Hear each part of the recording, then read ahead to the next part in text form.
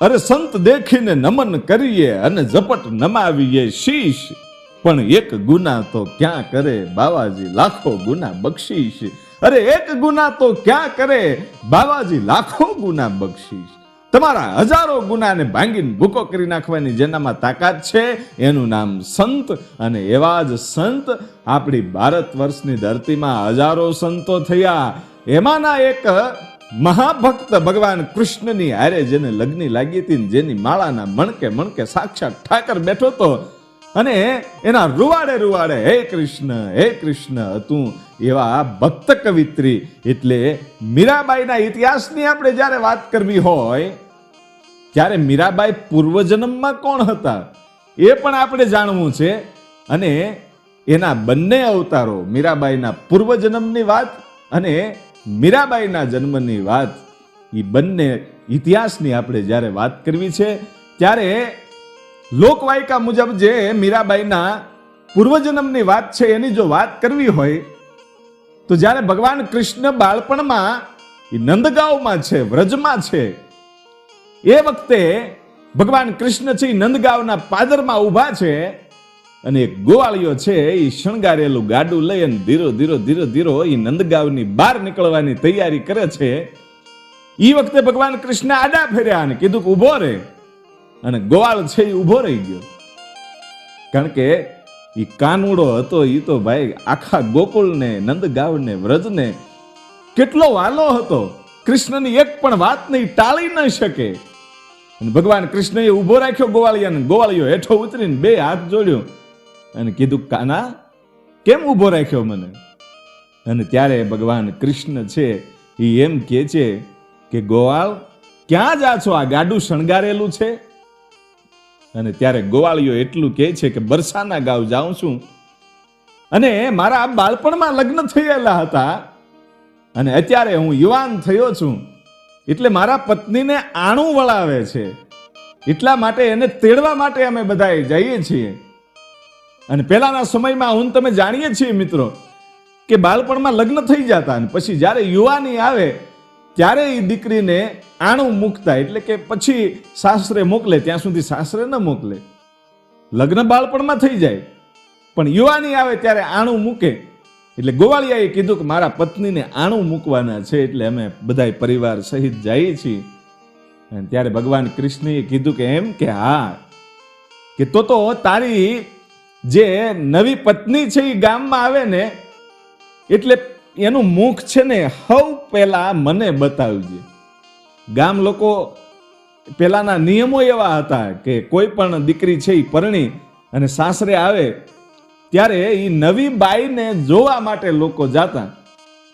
એટલે ભગવાન કૃષ્ણએ કીધું કે તારા પત્ની એટલે હું એને ભાભી કહું છું, એટલે ભાભીનું સૌથી પહેલા મુખ છે એ મને બતાવજે ને. અને ગોવાળે કીધું કાંઈ વાંધો નહીં કાના, હું જ્યારે પાછો આવું ને ત્યારે તો ગામના પાદરમાં ઊભો રહેજે, એટલે બીજા લોકો જોવા આવે એ પહેલા તું જોઈ લેજે, કે કાંઈ વાંધો નહીં. અને ભગવાન કૃષ્ણ ત્યાંથી નીકળી ગયા અને આ ગોવાળિયો છે એ પણ નીકળી જાય છે. અને સમાજના નીતિ નિયમ મુજબ આ દીકરીને આણું વળાવવામાં આવી, વિદાય થઈ. એ વખતે દીકરીની માં છે એટલું કહે છે કે બેટા સાસરે જાશો સંસ્કારથી જીવજે, તારા માતા પિતા અને સાસુ સસરાને નામ છે એ ઉજળું બનાવજે. અને બીજી એક તને ભલામણ કરું છું. આ દીકરીની માએ એક ભલામણ કરી. શું ભલામણ કરી? કે નંદગાંવમાં વ્રજમાં કોઈ એમ કહે છે કે એક નાનકડો એવો છોકરો છે જેનું નામ કૃષ્ણ છે, બધાય પ્રેમથી એને કાનો કહે છે. ઈ છોકરો જાદુગર છે, ઈ ગમે ઈ સ્ત્રીને ભોળવી દે છે, એના પ્રેમમાં ફસાવી દે છે. માટે તું એની લાજ કાઢજે અને એનું મુખ ક્યારેય જોતી નહીં, તારું મુખ છે એને કોઈ દી બતાવતી નહીં, નહીતર તને ફસાવી દેશે. હે કે હા? અને દીકરી કહે છે કાંઈ વાંધો નહીં.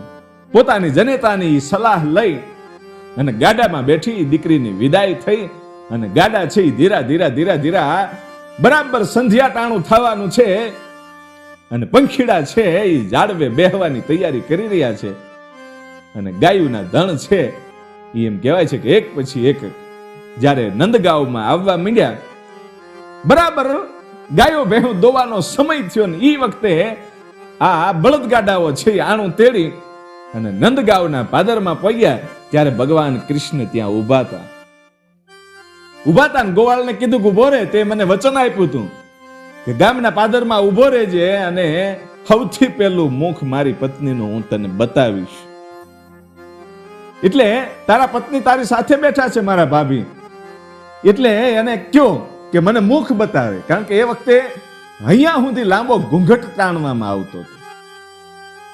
અને આ તો એક ભગવાનની કંઈક લીલા હશે. અને લોકવાયકા એમ કે છે કે દીકરીએ નાક સુધી, જે આપણે ત્યાં રાજસ્થાનમાં લાજ કાઢવામાં આવે છે ઘૂંઘટ, એ નાક સુધી એમ કહેવાય છે કે ઘૂંઘટ તાણેલો. એટલે ગોવાળે કીધું પોતાની પત્નીને, જે નવી આણું વળીને આવી હતી એને, કે આ જે કાનો છે ને એને તમારું મુખ બતાવો. હે કે હા, કે આખા ગામને આ છોકરો બહુ વાલો છે, આ કૃષ્ણ છે, એને તમારું મુખ બતાવો. કૃષ્ણ છે એની વાત સાંભળી એટલે બાઈ મૂંઝાણી કે મારી જનેતાએ મને ના પાડી છે અને આ તો કોઈ જાદુગર છે, માટે આનું મુખ જોવાય નહીં અને આને આપણું મુખ દેખાડાય નહીં. એટલે જે નાક સુધી ઘૂંઘટ તાણેલો હતો ને એનાથી પોતાની દાઢી પણ ઢાંકી દીધી અને ન બતાવ્યું મુખ. એટલે આ ગોવાળ છે ફરીવાર એમ કે છે કે મુખ બતાવી દે ને, આ છોકરો તો બહુ ડાયો છે, આખું ગામ એને પ્રેમ કરે છે, આ કૃષ્ણ છે, આને તો લોકો ભગવાન કહે છે, માટે એનાથી મુખ સંતાડવાનું ન હોય. અને આ બાઈ કહે છે કે નહીં, હું મુખ નહીં બતાવું.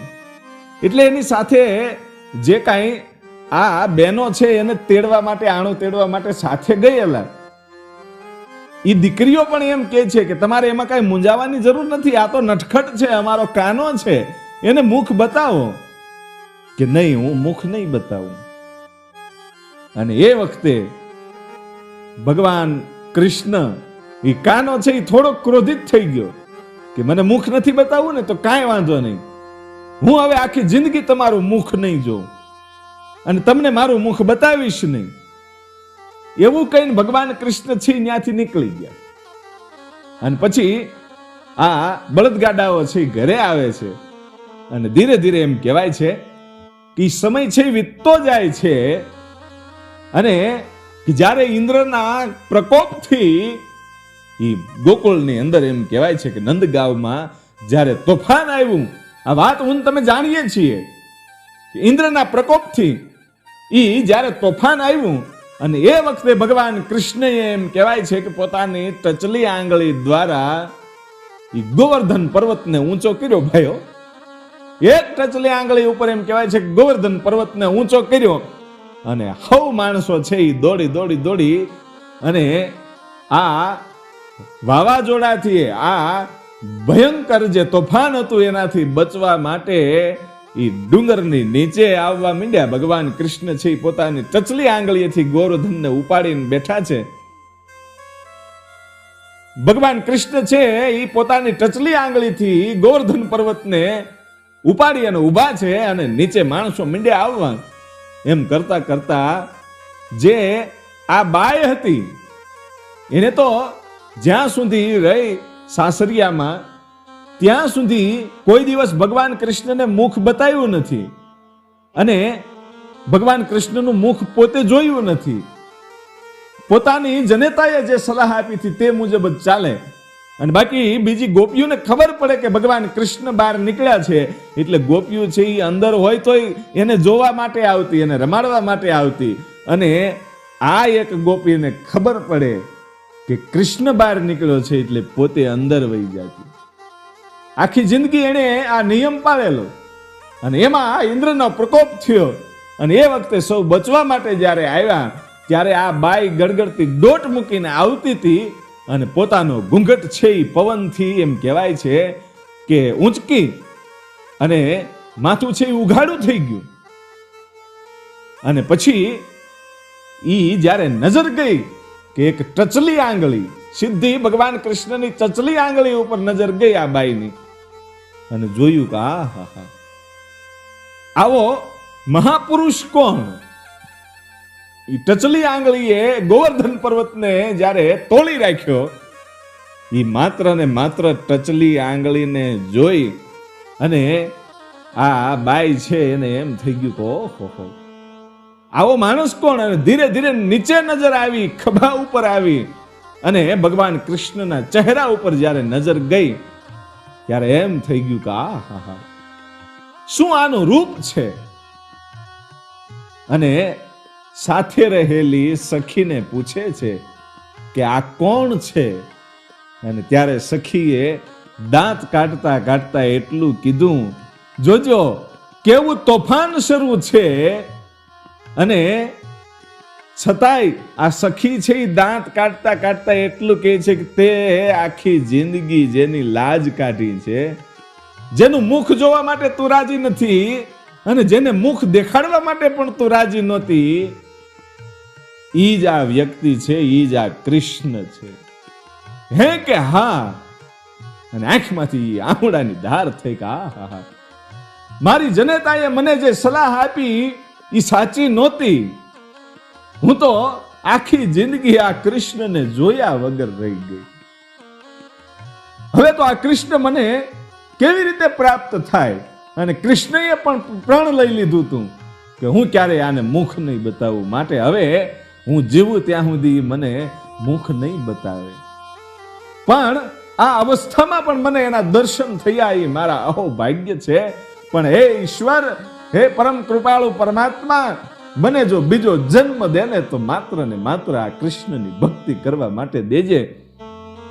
એમ કહી અને ભગવાન કૃષ્ણની હામું જોઈ અને એકદમ સ્થિર ઊભી રહી ગઈ. એકદમ સ્થિર ઊભી રહી ગઈ. અને લોકવાયકા મુજબ લોકો એમ કહે છે કે એ જ વખતે પોતાના પ્રાણ છે એ છૂટી ગયા હતા, અને બાઈ એના પ્રાણ છૂટી ગયા. પછી સમય વયો ગયો, એટલે પછી માત્ર ને માત્ર ભગવાન કૃષ્ણની ભક્તિ કરવા માટે ઈ ગોપીએ બીજો અવતાર લીધો. અને ઈસવીસન 1498 સાલમાં રાજસ્થાનના નાગોર જિલ્લાના કુડકી ગામે રાવ દુદાજીના ચોથા પુત્ર એટલે રાવ રતનસિંહ રાઠોડ અને તેમના પત્ની વીર કુંવરી એના ઘરે જન્મ લીધો અને નામ રાખ્યું મીરા. આ મીરાબાઈ એ બીજા અવતારમાં મીરાબાઈ થઈ અને આ ગોવાલણ છે એ આવી ભાઈઓ. માત્ર ને માત્ર ભગવાન કૃષ્ણની ભક્તિ કરવા માટે જેનો જન્મ થયો છે, અને ધીરે ધીરે ધીરે ધીરે મોટી થતી જાય છે. અને 4 થી 5 વર્ષની જ્યારે ઉંમર થઈ, એ વખતે પોતાના ગામમાં એક જાન આવી છે ભાઈ, લગ્ન થાય છે, જાન આવી છે. અને વરરાજાને જોઈ અને પોતાની જનેતા વીર કુંવરીબા છે એને પ્રશ્ન કરે છે કે આ બધું શું છે? આ ઢોલ કેમ વાગે છે? અને આ ઘોડા ઉપર બેઠેલું કોણ છે? અને ત્યારે પોતાની જનેતા છે એ એટલું કહે છે કે બેટા, આ લગ્ન થાય છે, આપણા ગામની જે દીકરી છે ને એને પરણવા માટે આ વરરાજો આવ્યો છે. કે માં બધાયના લગ્ન થાય? કે હા. કે માં મારાય લગ્ન થઈ ગયા? એટલે એ બાળકની વાત છે, એટલા માટે એને સમજાવવા માટે એ માએ એમ કીધું કે હા બેટા, તારાય લગ્ન થઈ ગયા. કે મારો પતિ કોણ છે? જેમ આ વરરાજો આ બાઈને પરણવા માટે આવ્યો છે આપણા ગામની દીકરીને, તો મારો વરરાજો કોણ છે? અને ત્યારે એ દીકરીની વાતને ટાળવા માટે પોતાની જનેતા વીર કુંવરીમાએ એટલું કીધું કે બેટા, તારો કૃષ્ણ છે ગિરધર ગોપાલ. હામું ભગવાન ઠાકરનું, કૃષ્ણ ભગવાનનું મંદિર હતું. એટલે એને એમ કહી દીધું કે જો આ સામે ભગવાન કૃષ્ણ છે ને, ગિરધર ગોપાલ છે ને, ઈ તારો પતિ છે. એટલે મીરાબાઈએ માની લીધું કે મારા લગ્ન આની સાથે થયા છે. અને પછી તો ભગવાન કૃષ્ણના મંદિરે દરરોજ જાય, એના દર્શન કરે. એને મનની અંદર એમ જ થાય કે આ ભગવાન કૃષ્ણ છે એ જ મારો પતિ છે.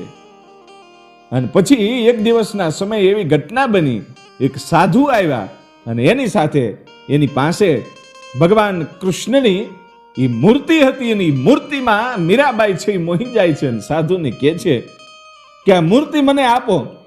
અને સાધુ કહે છે કે નહીં, એ મૂર્તિ હું તને નહીં આપી શકું. અને સાધુ નીકળી જાય છે. પછી સાધુને ભગવાન કૃષ્ણ સપને જઈને એમ કહે છે કે આ મૂર્તિ તમે મીરાબાઈને આપી દો. એટલે બીજા દિવસે એ સાધુ આવી અને મીરાબાઈને એ મૂર્તિ આપી અને પછી કાયમને માટે હંમેશા ભગવાન કૃષ્ણના શણગાર કરે. અને એમ કરતા કરતા આ મીરાબાઈ છે એ મોટી થતી જાય છે. અને પછી તો પિતાને ચિંતા થઈ કે આ દીકરી છે એ માત્ર ભગવાન કૃષ્ણને જ પોતાનો વર માને છે. આવું તો કેમ ચાલે? એનો સંસાર કેમ ચાલશે? અને એની જનેતા એમ કહે છે કે એ યુવાન થશે એટલે એ બધી એને સમજણ આવી જશે, તમે ઉપાધિ ન કરો. અને પછી ઈસવીસન 1516 મીરાબાઈ છે એની યુવાની આવી. અને એ વખતે રાજસ્થાનની ધરતી છે એ ખૂબ મુશ્કેલીમાં હતી અને ચારે બાજુથી આક્રમણો થતા હતા. એ વખતે આપસી ગઠબંધન કરવાની જરૂર હતી. એ વખતે મેવાડના મહારાણા સાંગા સગ્રામજી એને પોતાનો જે મોટો દીકરો છે કુંવર ભોજરાજ એનું માંગું છે એ મીરાબાઈ સાથે નાખ્યું અને લગ્ન નક્કી થયા. અને એ વખતે મીરા છે પોતાના પિતાને એમ કે છે કે મારા લગ્ન તો પહેલેથી થઈ ગયા છે ગિરધર ગોપાલ સાથે, તો તમે ફરી વખત મને મારા લગ્ન શું કામ કરાવો છો? ત્યારે પિતા છે એ ખૂબ ક્રોધિત થાય છે અને એમ કહે છે કે બેટા એ ભગવાન છે, ભગવાન કૃષ્ણ છે એ આખા દુનિયાનો બાપ છે, આપણે એને માનીએ છીએ. પણ ભગવાન કૃષ્ણ એ તો ગીતામાં એમ કીધું છે કે મારી ભક્તિ કરો પરંતુ તમારા સંસારિક કર્તવ્યોનું પાલન પણ કરો. અને ત્યારે પોતાના પિતાને મીરાબાઈ છે એમ કહે છે કે આવી હું એક નથી, અનેક સાધુ સંતો છે જેને સંસાર નથી માંડ્યો છતાં એ ભક્તિ કરે છે. અને છતાંય પિતા માન્યા નહીં. અને પછી એમ કહેવાય છે કે લગ્ન નક્કી થયા, મીરાબાઈના લગ્ન થયા. અને જ્યારે ભોજરાજા છે એ પોતાના મહેલમાં મીરાબાઈ પાસે આવે છે એ વખતે મીરાબાઈ એટલું કહે છે કે હું તમને મારા પતિ નથી માનતી, કારણ કે મારા લગ્ન તો ગિરધર ગોપાલ સાથે થયા છે. અને એ ગિરધર ગોપાલ એવો છે કે ક્યારે મારે વિધવા જ નહીં બનવું પડે. જોજો, પહેલી જ રાતે મીરાબાઈ છે પોતાના પતિને ચોખવટ વાળી વાત કરે છે કે હું તો વરી ગિરધર ગોપાલને, એટલે હું તમારી પત્ની નથી. અને ભગવાન કૃષ્ણનું ક્યારેય મૃત્યુ નથી. હું તો એવા વરને વરી છું કે જે અમર છે, જે ક્યારે મરવાનો નથી. હું ક્યારે વિધવા બનવાની નથી.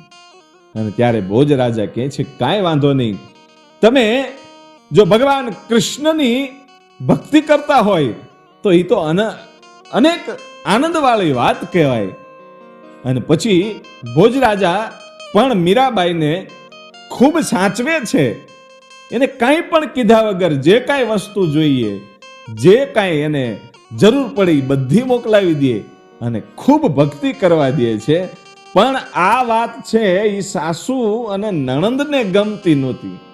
એને ખબર પડી ગઈ હતી કે મીરાબાઈ છે એને ભોજરાજા સાથે સંસાર માંડ્યો નથી અને ભોજરાજાને સંસારનું સુખ છે નહીં, માટે આનું કંઈક નિવારણ લાવવું જોઈએ. ઓલી તો ભક્તાણી છે એવો વિચાર કરી અને સાસુ છે એ મીરાબાઈના જે સાસુ છે એ સસરાને કહે છે, મહારાણા સાંગાને, કે તમે આનું કંઈક કરો. અને ત્યારે જે મહારાણા સાંગા છે એ એમ કહે છે કે ભોજરાજાના આપણે બીજા લગ્ન કરશું, આપણે તો ઘણા બધા લગ્ન કરી શકીએ, પણ મીરાબાઈને તમે કાંઈ ન કહો, એને ભક્તિ કરવા દો. આપણે આ લગ્ન કર્યા હોય તો માત્ર ને માત્ર ગઠબંધન માટે, આપણા રાજ ઉપર જ્યારે સંકટ આવે ત્યારે તે રાજાઓ પણ આપણી બાજુ થઈ શકે, એટલા માટે આપણે આ ગઠબંધન કરી અને લગ્ન કર્યા છે. માટે મીરાબાઈને ભક્તિ કરવા દો. અને ભોજરાજાને જો સંસારનું સુખ ન મળતું હોય તો આપણે એમના બીજા લગ્ન પણ કરશું. અને પછી તો ધીરે ધીરે સમય વીતતો જાય છે અને ઈસવીસન 1518માં ચિત્તોડગઢમાં કેટલાય આક્રમણો થતા હતા અને ચિત્તોડગઢ છે એ જુદતું હતું. એ વખતે દિલ્હીના સલ્તનતના એક યુદ્ધમાં ભોજરાજા છે એ ખૂબ ઘાયલ થયેલા અને પછી ઈસવીસન 1521માં ભોજરાજાનું અવસાન થાય છે. અને એ વખતે મીરાબાઈને ઘણું દુઃખ થયેલું, કારણ કે એને ભક્તિ કરવા દેતા હતા, એની ઉપર એક આધાર હતો, નહીતર તો બીજા એને હેરાન કરે એમ હતા મીરાબાઈને. લોકો ખૂબ મેણા મારતા કે આ તો ભક્તાણી છે ને આમ છે ને તેમ છે ને, લોકો ઘણું બધું કહેતા. પણ ભોજરાજા છે એ મીરાબાઈને ખૂબ સાચવતા હતા. અને પછી એ મીરાબાઈના પતિ ભોજરાજા એમનું અવસાન થયું ત્યારે મીરાબાઈને દુઃખ તો થયું. અને પછી મીરાબાઈને તેની સાથે સતી થવાનો આદેશ આપ્યો કે તમારા પતિ ગુજરી ગયા, હવે એની સાથે તમારે સતી થઈ જવાનું. અને મીરાબાઈ ના પાડે છે કે નહીં, હું તો ગિરધીર ગોપાલની પત્ની છું, હું ભોજરાજાની પત્ની નથી, માટે મારો પતિ મર્યો નથી. અને ત્યારે લોકો ખૂબ એની મીરાબાઈની ટીકા કરે છે. અને પછી તો પરિવારને પણ ઘણું બધું દુઃખ થાય ને. સતી ન થયા, ભોજરાજાને અંતિમ સંસ્કાર આપવામાં આવ્યો અને પછી કીધું કે હવે વિધવા વસ્ત્રો તો પહેરો વિધવાના. અને ત્યારે એ વિધવાના વસ્ત્રો પહેરવાની પણ મીરાબાઈએ ના પાડી કે હું ક્યારેય વિધવા બનવાની નથી, હું તો વરી છું મારા ગિરધર ગોપાલને, ઈ કોઈ દી મરે નહીં એવો મારો પતિ છે. વિચાર તો કરો એની અંદર ભક્તિ કેવી છે. અને પછી મીરાબાઈ છે એ ભક્તિમાં લીન રહેતા જાય છે. ખૂબ ભગવાન કૃષ્ણની ભક્તિ પોતાને એમ કહેવાય છે કે ભાવી ગઈ છે. અને પછી ઈસવીસન 1527 કે 1528 ની વચ્ચે ખાનવાનું યુદ્ધ જ્યારે થયું ત્યારે મીરાબાઈના સસરા મહારાણા સાંગા અને મીરાબાઈના પિતા રાવ રતનસિંહ રાઠોડ એ બંનેનું આ યુદ્ધની અંદર મૃત્યુ થાય છે. અને એ પછી રાજ્યનો જે કારભાર છે એ મીરાબાઈના દિયર રાણા વિક્રમાદિત્યને સોંપવામાં આવ્યો. અને એ વખતે મીરાબાઈને પોતાના સસરા પણ ધ્યાન રાખતા હતા, પોતાના પતિ જે ભોજરાજા હતા એ પણ ધ્યાન રાખતા હતા. હવે તો આ બે માંથી એકય નથી, બેયના અવસાન થયા છે. અને મીરાબાઈ છે એ સાધુ સંતોની સાથે રે. ઈ આ જે કારભાર સંભાળનારો એનો દિયર વિક્રમાદિત્ય હતો, એની ઉપર જ્યારે રાજનો બોજ આવ્યો ને પોતે રાજા બન્યો, એને પસંદ નહોતું કે આ મીરાબાઈ છે એ જ્યાં હોય ત્યાં સાધુ સંતોની હારે રે ને ભજન ગાય. એટલે નક્કી કર્યું કે આને મારી નાખવો છે, આ મીરાબાઈને હવે મારી નખાય, આને જીવતી ન રખાય. એવો વિચાર કરીને વિક્રમાદિત્ય છે ઈ એક માણસને ઝેરનો પ્યાલો લઈ અને મોકલે છે. ભાઈ ઝેરનો પ્યાલો લઈને મોકલ્યો અને એ માણસને કીધું કે મીરાબાઈને કહેજો કે આમાં ચરણામૃત છે એટલે એ પી જાય. અને આ માણસને ખબર હતી કે આમાં ઝેર છે, ઝેર છે એટલે એ માણસ છે એ જાય છે ને મીરાબાઈના ઓરડાની અંદર ટકોરા થયા ને મીરાબાઈએ દરવાજો ખોલ્યો ત્યારે માણસની સામે જોયું તો માણસની આંખમાં આહુડા હતા, હાથ ધ્રુજતા હતા અને ઝેરનો પ્યાલો છે એ ધ્રુજતો હતો. ત્યારે મીરાબાઈ પૂછે છે કે ભાઈ આંખમાં આહુડા કેમ છે ને ધ્રુજે છે કેમ, અને હાથમાં પ્યાલો શેનો છે? અને ત્યારે એ માણસ એમ કહે છે કે બેન, હું પણ તારી જેમ ભગવાન કૃષ્ણનો ભગત છું, પણ આજ ભગત થઈ અને બીજા ભગતનો જીવ લેવા માટે આવ્યો છું. હે કે હા, કે કેમ? કે વિક્રમાદિત્યએ તો એમ કીધું છે કે મીરાબાઈને કહેજો કે આમાં ચરણામૃત છે પણ હકીકતમાં તો ઝેર છે બેન. અને જો હું તને આ ઝેર દેવા માટે ન આવું તો મારી નોકરી જાય, તો મારા છોકરા ભૂખ્યા રહે. માટે શું કરું, મજબૂર છું. અને ત્યારે મીરાબાઈ છે એમ કહે છે કે ભલા માણા, મુંજાઈ શું ગયો? એને વિક્રમાદિત્યએ એમ કીધું હોય રાણાજીએ કે એમાં ચરણામૃત છે, તો ચરણામૃત જ છે એમ કહી અને પ્યાલો છે એ હાથમાં લઈ અને ઘટઘટાવી ગઈ. ભાઈઓ, મીરાબાઈ છે એ પ્યાલો ઘટઘટાવી ગઈ. અને ત્યારે માણા એટલું કહે છે કે બેન, આમાં ઝેર હતું અને તને એમ પણ ન થયું કે હમણાં મરી જઈશ તો શું થશે? તને એવો પણ વિચાર ના આવ્યો ને ઝડપથી તું પી ગઈ? અને ત્યારે એ માણસને મીરાબાઈ એટલું કહે છે કે ભાઈ, જેને સંપૂર્ણ ભરોસો હોય એને જીવન શું મરણ શું, મારે તો માત્ર કૃષ્ણની ભક્તિ કરવી છે. અને આવા ઝેરને જીરવવા મારો જીવન ન આવે ને તો એની ભક્તિ કરી ન કરી કહેવાય. અને હજી આ પ્યાલો લઈને જાવ ને રાણાજી વિક્રમાદિત્ય તમને મળે ને તો એને કહેજો કે હજી આવા કેટલાય ઝેર મોકલી દે, એ ઝેરને જીરવવા જીવન મારો આવશે, એ મને વિશ્વાસ છે. કેટલો વિશ્વાસ હશે કે ઝેરને જીરવવા જીવન મારો જરૂર આવશે. વિશ્વાસ રાખીને ઝેર પી ગયા. અને હું તમે બધાય જાણીએ છીએ કે ઝેરના અમૃત થઈ ગયા હતા, ચરણામૃત થઈ ગયા હતા. અને પછી તો ધીરે ધીરે સમય જાતો જાય છે. અને સમય જાતા ખૂબ આ મીરાબાઈ ઉપર દુઃખ આવે છે. વિક્રમાદિત્ય છે ખૂબ દુઃખ એને આપે છે. અને એકવાર તો સાપની આખી ટોકરી ભરીને આપી હતી.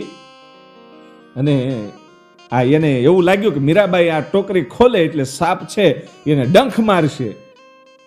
એટલે ટોકરી જ્યારે એની આગળ મૂકવામાં આવી ને કહેવામાં આવ્યું કે આમાં ફૂલડાઓ છે ભગવાન કૃષ્ણને હાર ચડાવવા માટે.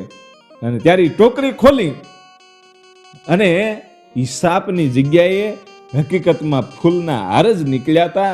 કારણ કે જેની ઉપર ભગવાન કૃષ્ણ છે ઈ રાજી હોય તો એનું પછી કોણ બગાડી શકે? અને પછી તો ખૂબ થાક્યા છે ભાઈ. મીરાબાઈ છે આ દુઃખોથી થાક્યા અને વિચાર કરે છે કે હવે કરવું તો કરવું શું.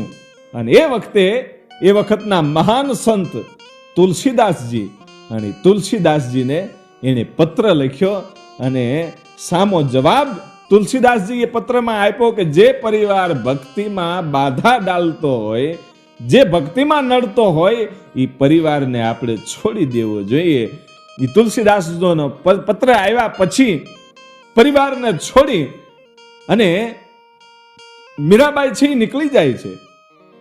પછી મેવાડના જે સંત છે રવિદાસ બાપુ, એની પાસે ગઈ અને વિનંતી કરી કે આપ મને આપની શિષ્યા બનાવો. અને પછી શિષ્ય બન્યા. અને બધી વાત છે એ મીરાબાઈ કહે છે કે મારા પરિવારે મને આવું દુઃખ આપ્યું છે. ત્યારે રવિદાસજી છે એમ કહે છે કે બસ આટલા દુઃખમાં થાકી ગઈ.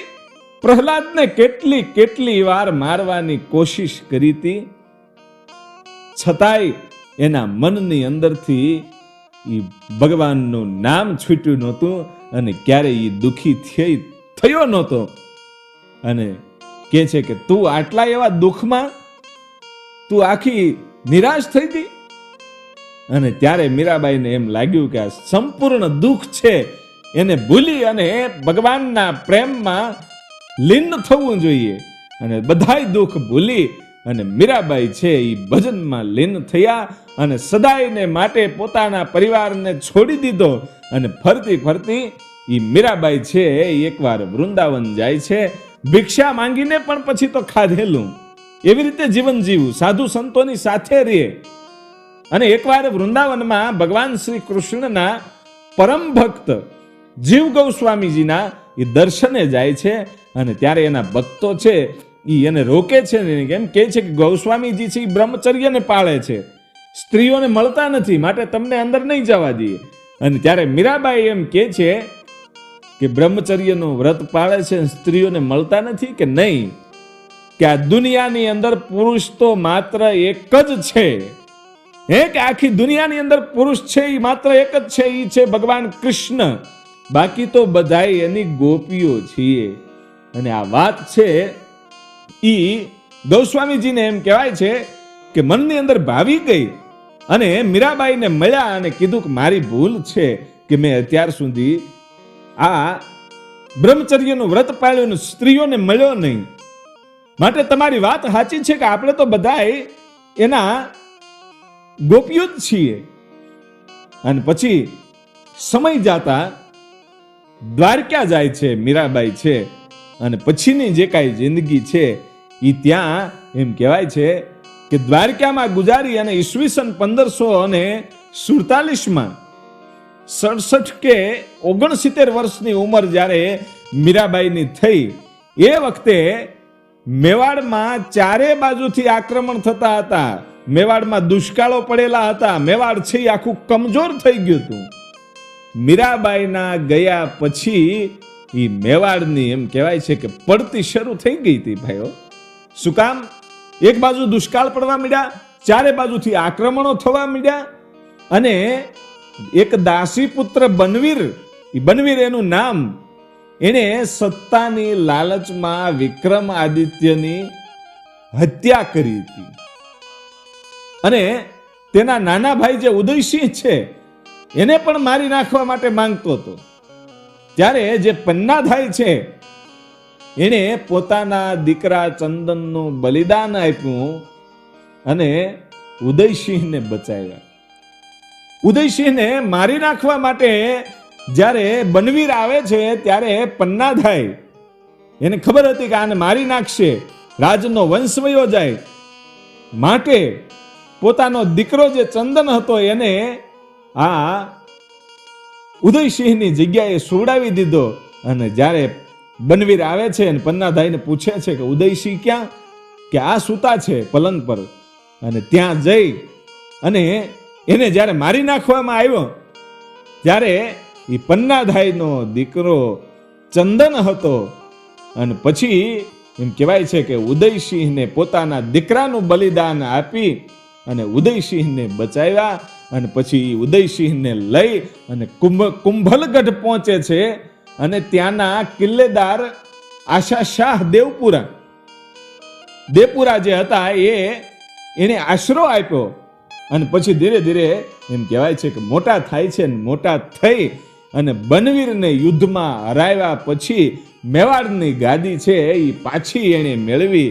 અને પછી તે ખૂબ જ સંકટમાં આવવા લાગ્યા ભાઈ.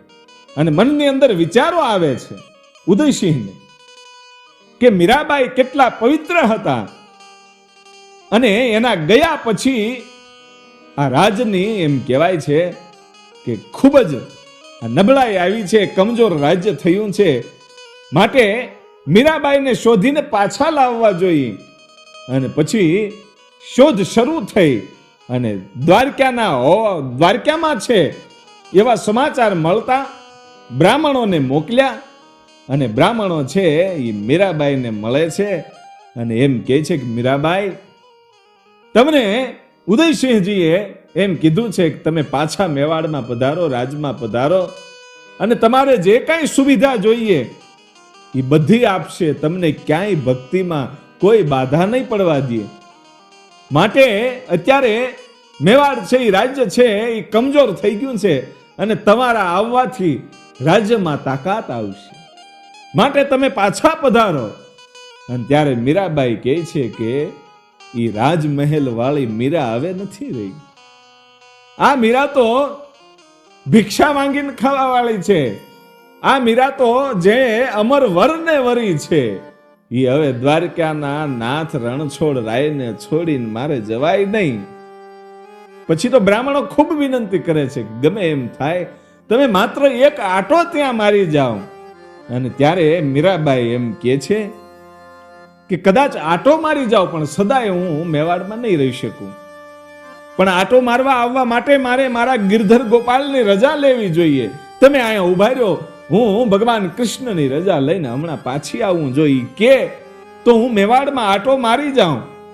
અને પછી ભગવાન દ્વારકાધીશના મંદિરની માલપા મીરાબાઈ જાય છે અને એમ કહે છે કે હે ઠાકર, એ બાપ પરમાત્મા, મેવાડમાં પાછો આટો મારવા જવાનો થાય છે અને મારી ઈચ્છા નથી કે હું જાઉં, પણ જો તમે રજા આપતા હોય તો જાઉં. જો તમે રજા આપતા હોય તો એનું કંઈક પ્રમાણ આપો, અથવા તો મને તમારામાં સમાવી લ્યો. એટલું જ્યારે કીધું ને ત્યારે લોકવાયકા એમ કહે છે કે મીરાબાઈ છે એ ભગવાન કૃષ્ણની મૂર્તિની અંદર હમાઈ જાય છે અને એની એક ચુંદડી બહાર પડી રહી છે. ઘણો સમય રાહ જોયા પછી બ્રાહ્મણો કહે છે કે મીરાબાઈ આવ્યા કેમ નહીં, એટલે એ પાછા અંદર આવે છે અને જુએ છે તો માત્ર ને માત્ર એક ચુંદડી પડી છે. અને બાકી તો એણે મીરાબાઈને બહાર આવતા તો જોયા નથી ને ખબર પડી કે મૂર્તિની અંદર હમાઈ ગયા. અને પછી ચુંદડીને લઈ અને જ્યારે બ્રાહ્મણો મેવાડના પાદરમાં પોગે છે એ વખતે એમ કહેવાય છે કે અનરાધાર વરસાદ વરસ્યો છે. મીરાબાઈની ખાલી ચુંદડી આવવાથી મેવાડમાં આનંદ થઈ ગયો.